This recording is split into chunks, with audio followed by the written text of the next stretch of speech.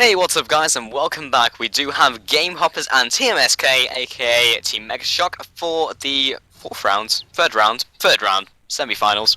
And yeah, so very interesting matchup. I know that Gamehoppers have had a lot of changes in their lineup, like a lot of changes. I think their bottom lane is the same, and everything else is different. Interesting enough, Elmopo is not playing for TMsK anymore, and is in fact on Gamehoppers. So No, that no, couldn't be he's facing. confusing at all. Yeah, he's facing off against his old team with the same tag. Ah, why? Glucose is now on TMsK, standing in opposite for El Mupo. That is very interesting. El Mupo was their AD carry, I think, or was he top? I know Glucose, when he's been standing in, has generally been top lane, so I wouldn't be surprised if that's the case. But Shen, Karthus, Mordekaiser, Rumble would be the first bans. Shen, obviously global presence, and then Karthus exactly the same. Maud, on the other hand, is kind of an unusual ban. He's a very high risk, high reward champion in that he pushes his lane whether he wants to or not, and he's very vulnerable to ganks. And early on, he's not even that dangerous. But if he gets farm, if he gets experience, if he gets his levels up, he's going to become a monster where you just can't do anything to him, and he will 2v1 or 3v1 quite happily kill your AD carry and take it for his own, and then he will just single-handedly kill everything. Rumble right now, did they patch it? I don't know if it's been patched or not. It probably has, I think yeah. so. But he's still a very high pressure top laner. He can put down a lot of damage with his flame spitter in the danger zone. But yeah. And obviously his ult is amazing. It is just team fight winning. Yeah, it definitely deserves the name of the Equalizer. But Zyra and Morgana, yeah, again, Zyra extremely good to control people, as we were saying before, have started to learn how to play Zyra, and being very, very effective with it. Again, with Morgana, it's just always Morgana. She's always going to be that very, very strong brick in lane which you can't push out. You can't, it's like that strange threshold. It's like you nerf it a bit too much, then she becomes unviable. Otherwise, that if you buff it like just a tiny bit, then she's just overpowered. It's like there's no real middle ground because of her kit being so good. Kind of like Irelia, you can do whatever you like to Irelia, but her kit is still really nice. Malphite will be the first pick, and then potentially looking at Nocturne and Corki. Yeah, Malphite is a very flexible jungler or top lane. Shuts down ADs, he's hard engager, he just does a lot of things for your team and he's tanky and does damage with it. He's very, very flexible, very complete package. You can actually build him bruiser, but most of the time people build him kind of full tank, but with sort of a side of AP at the moment. But yeah, he's strong character right now, and Ezreal is currently one of the strongest AD carries. Just has burst in lane, good range, global ability, even though it's very rarely used as such, which is a significant nuke, can hit a whole team. He really synergizes well with a lot of things, a lot of AD carries. He's actually also got an attack speed buff and debuff, which helps him a lot in bottom lane with trades. Yeah, definitely, and Nocturne, Baraka, Corki, and Victor as well. So yeah, I think that's one of the most seen bottom lanes. This is like Corki versus everyone. I've been over this before. In fact, last game, or no, the game before that, I think. What was the last game? Can't remember. Goldfish memory. But Soraka is one of the best supports at the moment, along with Janna and Sona. Maybe Tarak as a position, as a situational, and along with Alistair. But obviously Broto. Well, he will not be the support. That would be Flumis, and I think that's fake Broto. It's a different Broto. It's kind of weird how they've done that. Yeah, because he's like he's got the symbol, but the real Broto is not in the fake. Yeah, it's so confusing. But yeah, that other Broto, fake Broto, will be in the jungle. Yeah. So Soraka Corki is very difficult to deal with bottom lane. It has a lot of sustain and it gives Corki mana. Mana is a huge thing on Corki because his burst is very high, but his mana costs are equally so. Like, he has a lot of damage in a very quick amount of time for an AD carry by using his missiles and his phosphorus bombs, but if he uses that too often, he's going to run out. But Soraka keeps him top. He can constantly poke in the lane, and it's very difficult to deal with as well, unless you can kind of go all in and kill him before Soraka can really react or heal him. Right. Okay, so potentially Caston and Udyr. Alright, and then Nocturne. Okay, Nocturne on the enemy team, great initiation, and then they have a Nivu as well. Great potential for NX, well, the jungler to go in that being Nocturne, and then for Anivia to McLaren him in. So that would be very, very interesting. Again, they can control the fight very interestingly, but then you have more mobility again from Nocturne, and then you have Udyr and Castan as the last picks. Okay. Yeah, they have Team Megashock here have a lot of AoE actually. They've got Ezreal ulti, Anivia ulti, Anivia everything actually to be honest, and Sonar ulti. That's pretty significant. And if it comes to a straight up fight like that, they're probably gonna take it unless Malphite can do something really amazing with his ult to disrupt the enemy team. But yeah, if it goes out exactly as Team Megashark plan, oh yeah, look, if they pick Kennen, Oh, they pick Kennen. That's pretty much a sign that they're going to be trying to force AoE central team fights. Like they will be thinking like, let's just all go to Dragon and force the enemy to come and meet us in a scenario where it'll be 5v5 and yeah, locking in Kennen. Because Kennen ult, Ezreal ult, Anivia ult, Sonar ult, so much AoE, so damage and CC, and very difficult for you to deal with that kind of that meat grinder. But yeah. Whereas Gamehoppers has more of a kind of sort of a single target focus. I mean, Kassadin and Malphite are very strong at picking. Corki fairly good as well, and Udyr is less of a picking presence. He's more of a kind of early game kind of gank enabler. His role late game is more just to be really in your face and to distract you from the actual carries because he'll just be incredibly tanky, doing a lot of damage, and you have to just put him down and kite him. So yeah, it's yeah, definitely an AoE comp though. Like that Team Megashark composition. That's so much AoE. Yeah. So anyone in particular you'd like to look at the runes and masteries? Kennen, I guess, Kennen. because you never can be quite sure, but I think he'll probably be going AP in this scenario. Yeah. So we'll take a look at the runes and Kennenzor. Okay, 15. Ooh. 15 physical damage, okay, maybe for the rats early. 28 scaling, ability power level 18. Then armor plus 13. Interesting setup. And then we have 21-9. Pretty standard going down the AD and AP. Wait, the attack speed at least, and the AD for last hitting. Kind of like a hybrid. But mostly AP, obviously just a bit of the AD for early harass. But that's interesting. Yeah, no, that's really difficult to deal with. Like that attack speed, yeah, that looks to me like he's going for that Doran's Blade start that transitions into a kind of AP mid and late game. Yeah. Yeah, definitely. So we'll be back in a bit, guys, after this commercial break, and then we will be back in the game for SK versus TMsK. Stay tuned.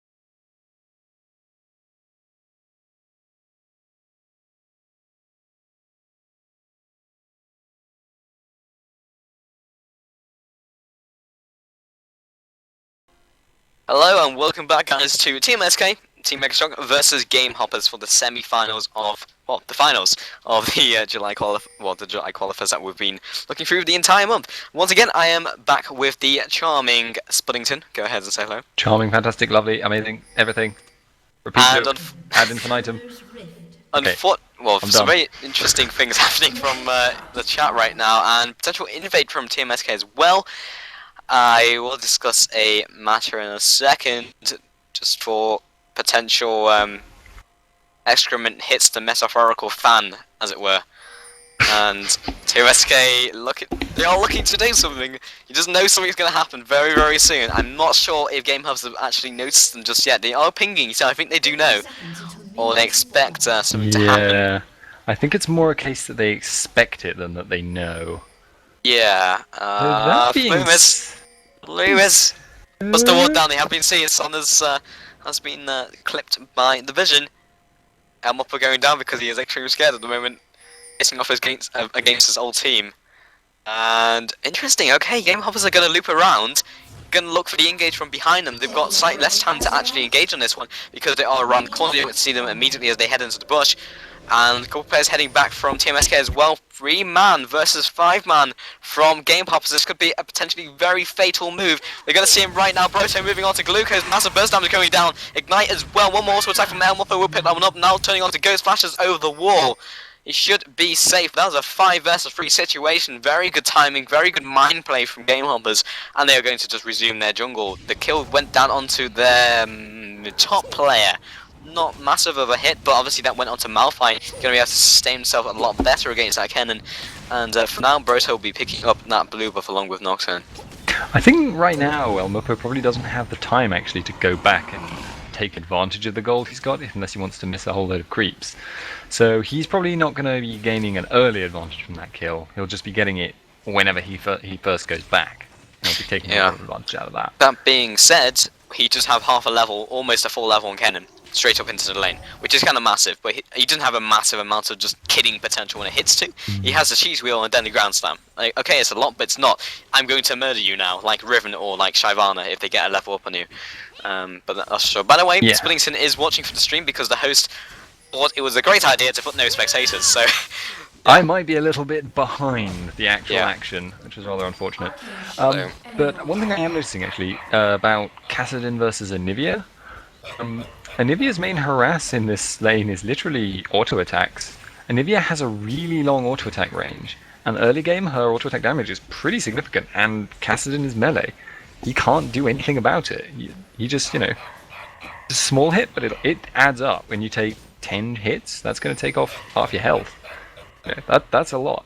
Hurts. Yeah, it's actually 600 range, I think. Like, it's one of the longest just ranges outright, and hold on, going up into melee range onto Kaltar, taking a lot of damage and more auto attacks to the face. And though she has a really janky auto attack animation, she's just like strong. She's just strong. That's just like Anivia. And the poke is really nice early game. If you're casting, it's a really just. It's good. If, like, Cast doesn't counter her, and she doesn't really counter casting, but by virtue of being range, she's going to be strong. It's very difficult for Casting to deal with. He will eventually reach that point though where Broto actually looking for a gank on mid, and nice flash cross will probably avert this from happening. Broto's still chasing after with a second burst stance, but has duked into the rush. Kalton actually looping back round. Broto didn't quite realise it in time and will be backing off. Go ahead and finish your train of thought.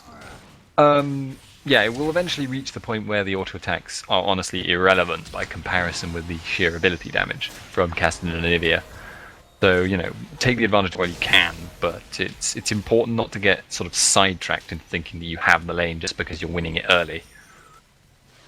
Yeah, for sure. And Broto potentially looking for another gank onto top.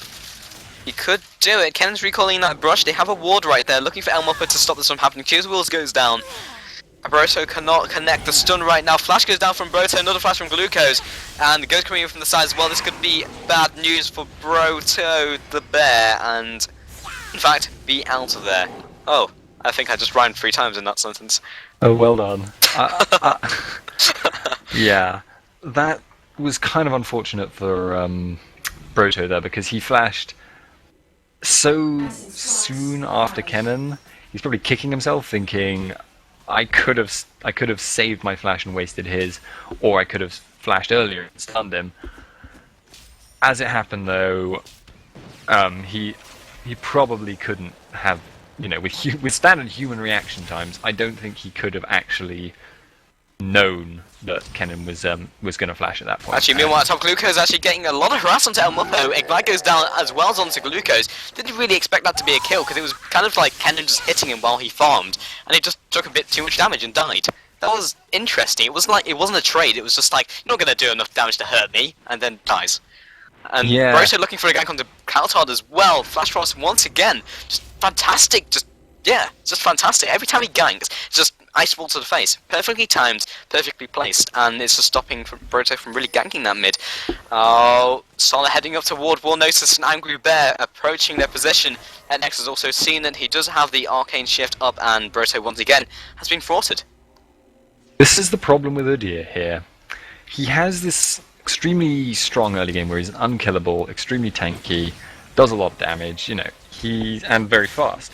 The problem is if you have the escapes, if you have the wards, if you can see him coming, he's not really going to have that much influence because he can't get on you without flash. He just unfortunate really in a way, but at the same time that's the problem with Udyr. And late game this is basically Udyr's entire life is being kited. It's the biggest problem with him as a character. If he had a gap closer, he would be overpowered as hell. He would just be able to jump on you anytime and kill you. Yeah, and his gap closer was essentially just running towards them quickly, which really doesn't work depending on the team comp. And honestly, TMsK have a fairly good mobility comp. I mean, you have Sona, that naturally just increases your team's mobility. Of course, Anivia is fairly slow, but Glucose going straight onto El Mupo along with Goats. This is a perfect initiation that they need. Fear goes down as well, still chasing after. And one more auto attack will do it. He's just, can you get out of there, Forrest? No, you cannot. And he will be picked up by AW. However, Ghost could be picked up by Hawkdon and Broto. He's seen them. He's going to loop back around, turn up to top. Kennen reacting down bottom. And Flash goes out and he will be safe. So yeah, back onto that whole Udyr being kited thing. This is what makes Anivia so difficult for Udyr. She is a kiting machine. She can put a wall in his face and he's going to have to walk around it, which could take easily a second, out of his... That doesn't sound like much, but it's actually a long time in a League of Legends team fight. Like when you're throwing down damage that will kill someone in half a second, then spending a second walking around an ice wall is pretty unfortunate thing, because Udyr needs to be in melee range to do anything. And yeah, Anivia has that, but also has her ult, which is a constant slow that he has to walk through and take a load of damage to deal with. And she had her stun, which... What? Okay. Yeah, I'm guessing something was going to happen that didn't. But, correct. Yeah, Anivia... I was very subtle about it. Yeah, Anivia just really, really hard to deal with. Glucose has actually caught El Mupo up at top once again, just taking too much harass to the face. He doesn't expect it's going to kill him until it's killing him. And now Glucose is still chasing after this one. A couple more auto attacks, misses the Q, will not get the second stun off, and that will actually save his life. So he will be out of there. It was unfortunate for Glucose there. But yeah, El Mupo is just taking a lot of damage. Like, this is part of the problem with being such an armor-focused character. That you're never quite sure what Kennen's going for. He could be building magic damage, he could be building physical damage, and it's really, really hard, honestly, to deal with that. And yeah, now noticing Anivia's strategy for dealing with Kassadin, since she knows she doesn't have to worry about is Udyr. dying apparently, and Hawkdon jumping onto with the Riftwalk, Broto coming over the wall as well. Another flash goes down, will be egged, and there's a wall just mildly irritating Broto more than anything, and will be picked up. However, he will survive for a second and will eventually fall. Broto, and I'm just going to turn this as Wraiths. Yeah, silence. I tried to silence my mother once. No, what? Yeah, that's one of the things you can actually do against an Anivia. If you know she can still be CC, she still counts as the same character when she's in an egg. If you can use crowd control on her in the last instant, when she has no room to fight back, then she can't do anything when she resurrects. She can't suddenly turn up and do all that burst that she's been wanting to do for a while. It's something you often see LeBlanc do, actually, is she just silence them for Lord knows how long, and they can't do anything. Sorry, I've been on the receiving end of that.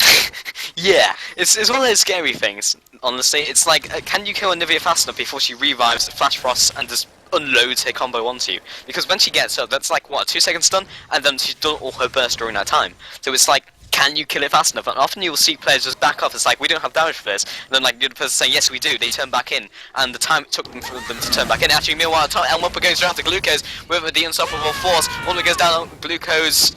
More as a defensive ultimate than anything. Will stun both Elmupper and Broto. Still chasing after this one. Glucose really can't turn around for the safe haven of his tower, though he probably could in this case. And Glucose will be picked up by Broto. That's a very difficult name to pronounce very quickly. Glucose. But yeah, TMsK will be taking this opportunity to go Drake. That is TMsK. Yeah, I'm not looking at Elmupper. Good. Yes. Well, yeah. What was that? There is kind of standard clever. You've seen that the enemy has overcommitted to top. You are in position to take dragon. Go for it.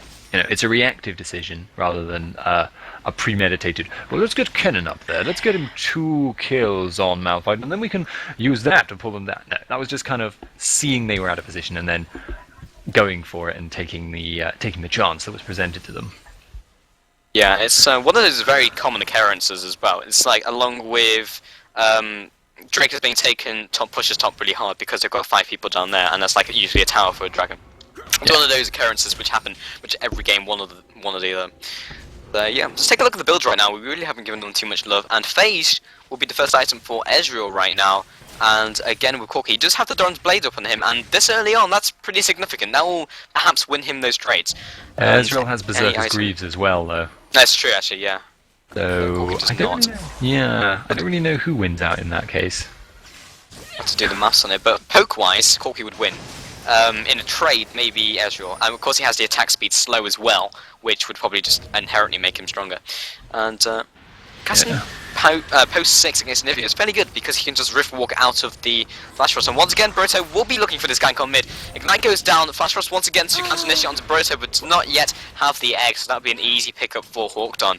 And they are actually getting something done. The score right now is perfectly even, despite being 4-2.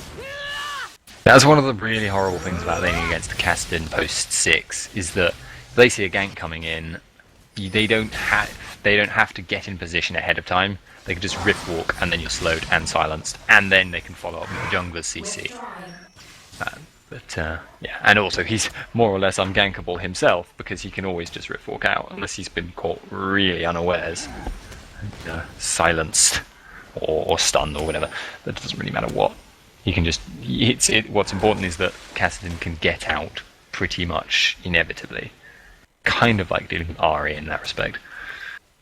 Yeah, for sure. And I'm just looking at the team comps in general. It's kind of interesting because like pretty much no one has gotten the tier 2 boots yet, apart from Ezreal. Yeah, that is interesting. It is interesting. I guess at this point in time they don't really need it. The laning phase is still very much in progress, and their movement isn't what... They're not having to roam that much either. Kassadin can't really roam because Anivia is just going to constantly push his lane in, and if he leaves the lane for a second, he's going to lose out on a Glucose could be caught, however, top pops the E, ultimate goes down as well. Mopo following up his own ultimate with the unstoppable force juice wheel goes down, one more auto attack will finish off Glucose, and there it is from Broto, eventually getting that one done, and that will be the killing spree. Yeah, it's getting quite difficult for Kennen right now though, because he bullied Malphite so much with his auto attacks and with his damage. He's ending up drawing an awful lot of aggro from Udyr. Every time he auto attacks Malphite, he's going to draw creep aggro, and that's going to end up pushing the lane because they're not attacking the enemy creeps. Sona, very interesting, is going for the engage and actually goes coming in from the side as well, misses the Dustbringer, and Perpetua has gone down. Flume is flashing out of that, was a 1-for-0 trade. That was a great bait basically. He was Valkyrieing after Etnex to try and kill him. Sona came in, acted really aggressively, put down the exhaust as well, and they were like, what? And then I didn't even see it until Nocturne paranoid and just finished off Mr. Rylands basically. Yeah, that's why Nocturne is so strong. It's that ult. It's the ult where you can't really see it coming. At level 6 maybe you could ward the Tribush and hope to see him, but with an organized team it's so easy to just miss where Nocturne is, and before you know it the lane has started the gank and Nocturne can follow up instantly. It's really horrible to have to deal with.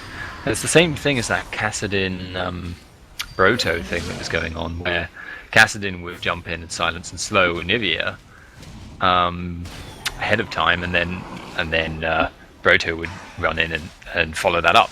So so difficult to react to ganks. That's kind of what that is. It's really unpleasant to deal with.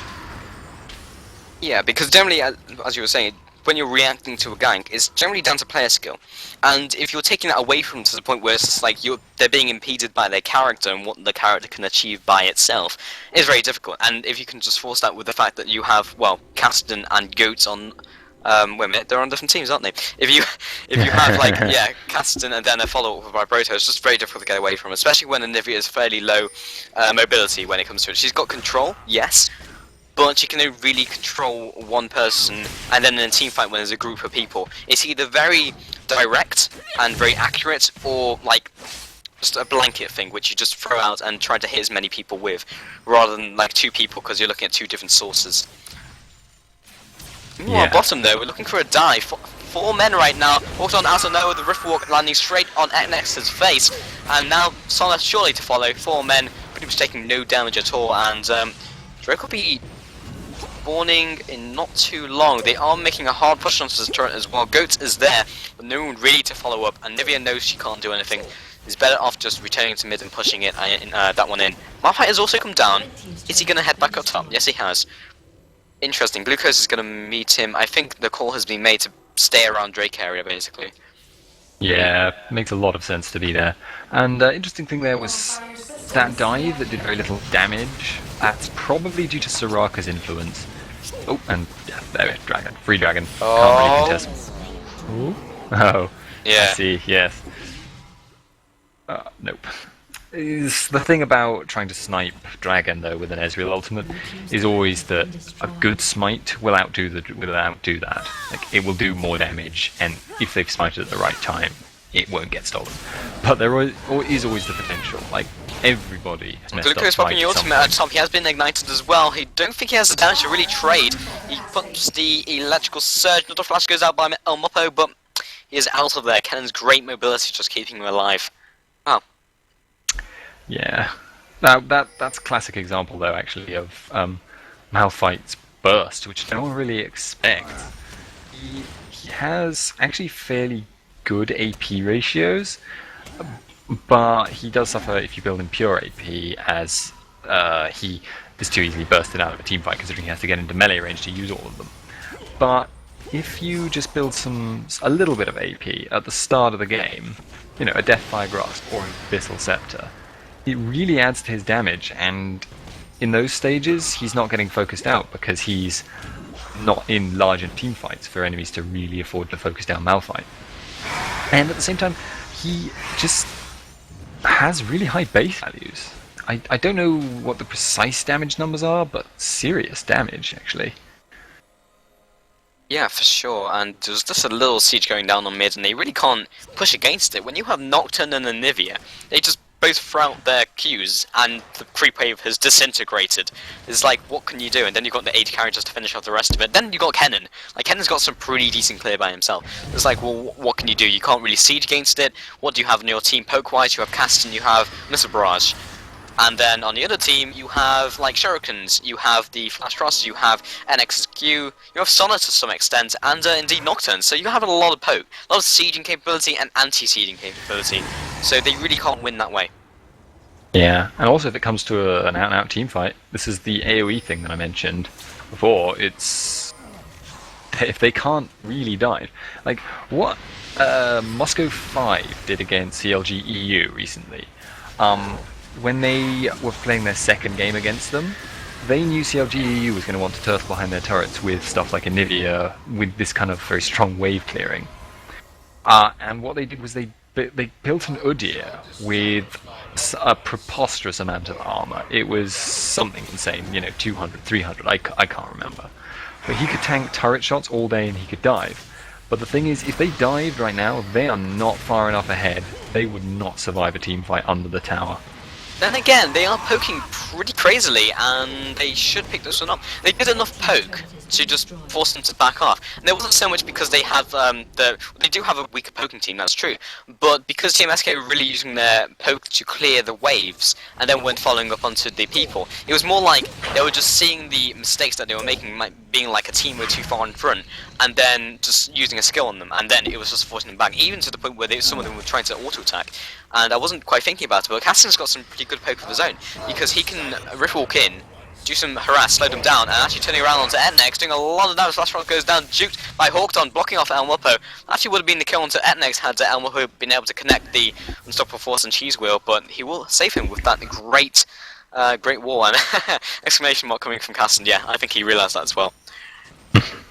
Yeah, Kassadin's poke, though, is a very dangerous thing, because for poking abilities, it's quite short range, and if he's just rift walked in to use it, he's in danger, basically, because his rift walk has something like a 6-second cooldown.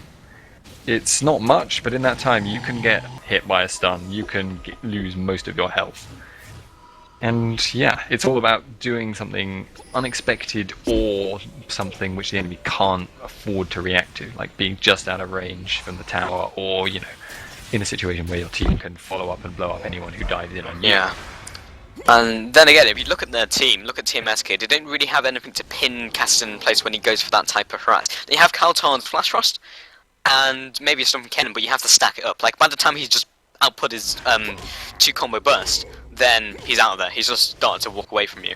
And you can only really use the Flash Frost, which Anivia was really just using for the wave clear, and the fact that she can, it takes a while to get to Castan, he can just juke it. And if you do it from a certain angle, then he can just sidestep it. Yeah. And actually it looks like Gamehoppers Oh, are trying... Broto has actually caught Sona. Massive burst damage, of course, from Castan. Killing spree goes down. And that was just an easy pick. What are they going to do with it, though? Gamehoppers are 5 versus 4, 22 minutes into the game. Baron, maybe not an option, but maybe a push is. Once again, that was a pick onto Sona. It was support. They still have the great counter pushing potential. What are they going to do? Are they going to sweep the jungle? What can they do, basically? What are they going to do, and what can they do? Well, Dragon isn't up. Baron isn't. Another pick is what they're going to do. In fact, Kaltar flashing out of it. Ultimate goes down by Glucose, actually not committing. Broto flashes in, Kaltar getting out of there as well. And they will be backing off. That was very scary for a moment, but Kaltar will not be finished off. There goes the Israel ulti. Yeah, that's always an option, but trying to get another pick when the enemy is already aware that they're 4v5 is very difficult, because they're likely to play very passive. What they did there was actually quite clever in that they circled around and they caught out Anivia, I think it was, yeah, Anivia. So they circled around, so they went past the enemy's wards, and they made them think that they were heading to bot to push that lane, and you can see the creeps are very strongly pushing. But Glucose is just to be in a precarious position. He will be okay, but that was a lot of bursts from Castan, chunking him off to about 70% HP.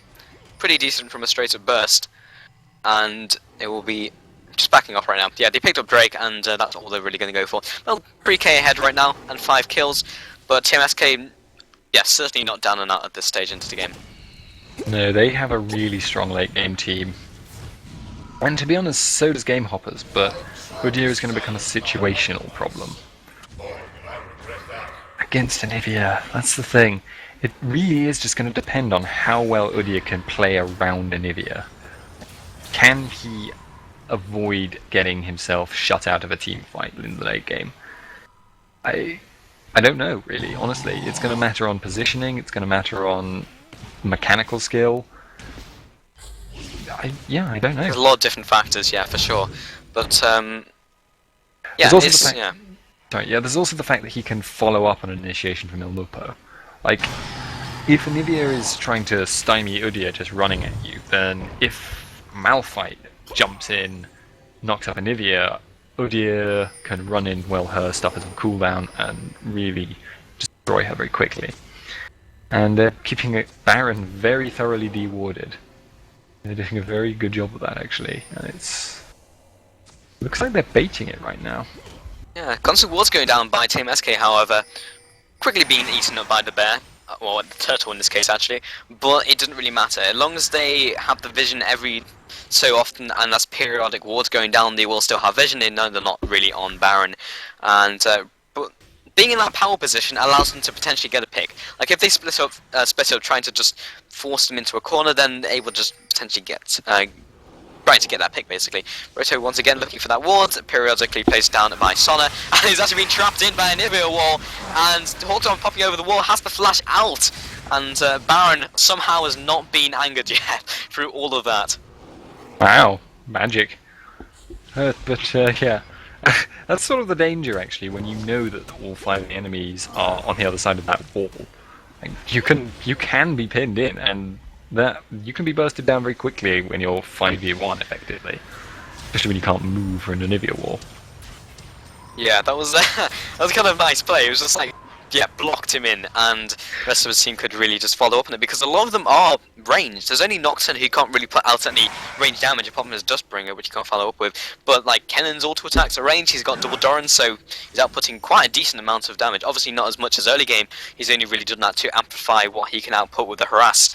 But yeah, for sure, like, yeah, it was a good play.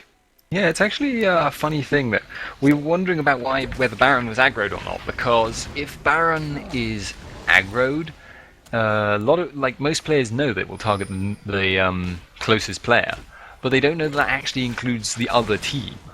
It will target someone if they're trapped in and you aggro Baron. Like, it might fire one shot at Anivia, for instance, but if you could trap it in, Baron will add to your DPS very significantly. It's it really hurts, and obviously it shreds magic resistant armor, so your damage goes up through the roof as well. Yeah.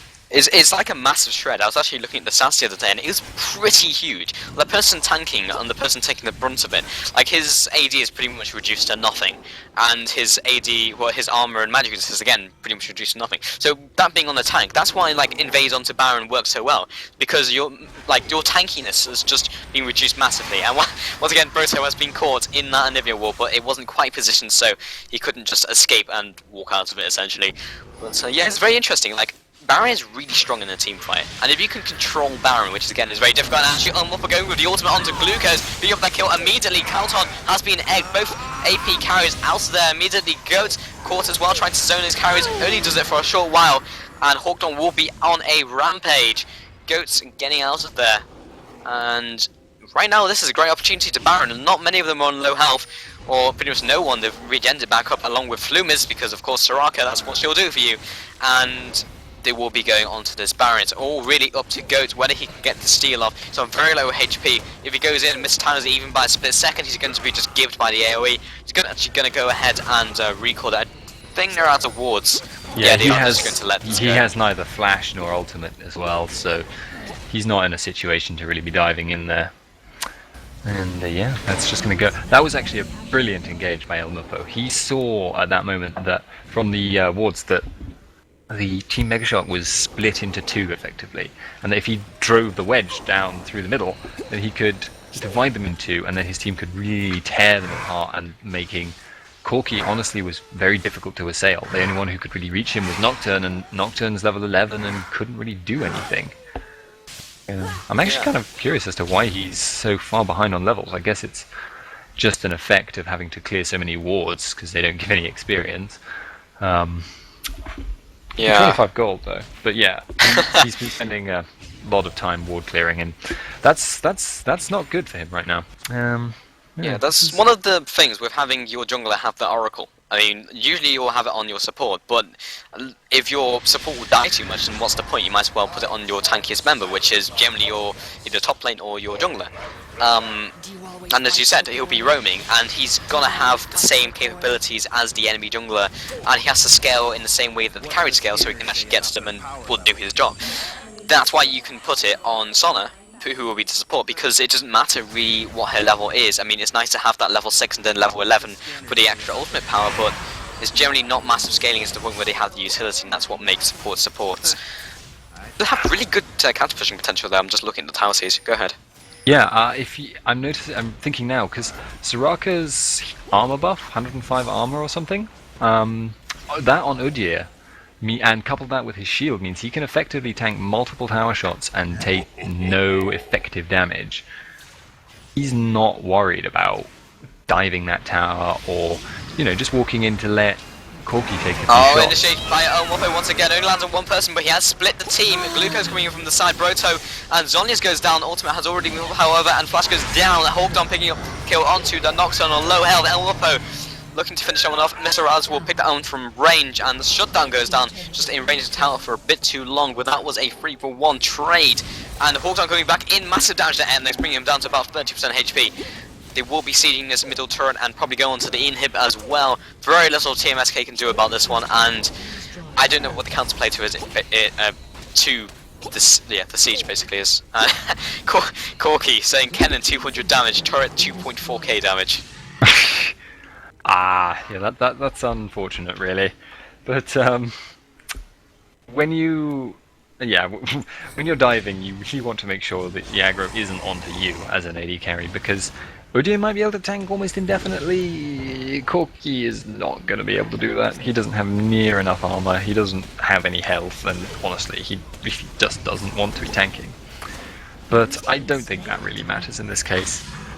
They're going to take Dragon. There's not a lot that can be done about that, and they've cleaned up all the objectives. Now they just have to push out their bottom top, and then push mid again, or, honestly, they can just afford to stall and siege right now, because with an inhib down, the two side lanes are going to push much harder, and Team Megashark doesn't have like that kind of fast response. They don't have a Shen to teleport across, so they can't afford to have someone holding those side lanes in this scenario. It's difficult for them right now. They're actually keeping up on gold very impressively, considering the kill difference and the global gold difference as well. I mean, what's Gamehoppers had? They've had every dragon? No. Really, apart from one. All but one, I think. All but one dragon. They've had Baron, and they've got 9 kills over them. But there's still only 10k gold. That's, well, not even that. So yeah, 8k gold? But that's an impressive deficit, and honestly, I'm going to say that's probably down to farm. Yeah, hooked on, potentially getting the kill onto Caltard. He has been caught along with Broto. Yeah, he's out of there. There's very little that he can do. Has been egged. Mr. Raz going in from the side, and yeah, 5 versus egg. What are you gonna do? Man versus egg. But, no, that's really not what Team Megashark want right now. They really don't want to start getting picked off right now, because especially Anivia. If they're going to be in a siege situation, not having Anivia really cuts down their ability to cut through a creep wave. And if they can't kill the creep wave fast enough, then Udyr doesn't even have to use his ridiculous immortal armor shield. They can just push down the tower. They can just start hitting it with the creeps there. Yeah, they're not even going to try for that first tower. Yeah, and they really can't. Then what can they do? And if you're still dead, they don't have the control. Their team is really built around control, and they need to not get caught, because the flash into ultimate from Malmorpo, tearing them apart. Glucose going in with the ultimate, will not even be able to pop the Zonias. Hooked on, still chasing after. Paranoia goes down, turning back into Corky, and that'll be the double kill. GG, well played. Very little they can do, and Olivia just sieging that one out. That was their surrender vote as well. So it just got to that point where, as you said, they could dive and the control was no longer relevant. Yeah, I think if the game had carried on for long enough, they might have had the edge. But as it happened, they just couldn't do it. They couldn't hold out long enough against that Udyr and that Kassadin, and they got picked off a few too many times. It was just unfortunate, really. But nothing they can do about it. Yeah, exactly.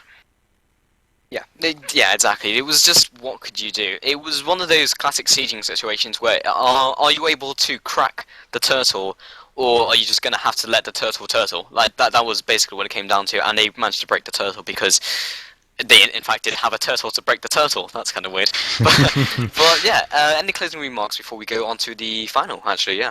Not really, actually. I don't have much to say beyond, it was a well-played and well-thought-out strategy, but it didn't really work out for Team Megashark, and yeah, it was... Wait, no, hang on. No, I'm getting confused by the multiple tags with Team Megashark. Yeah. Carry on. Nothing to see here, Dave. And before anything else fail happens, we'll be going. So, So yeah, see you soon, guys. Stay tuned.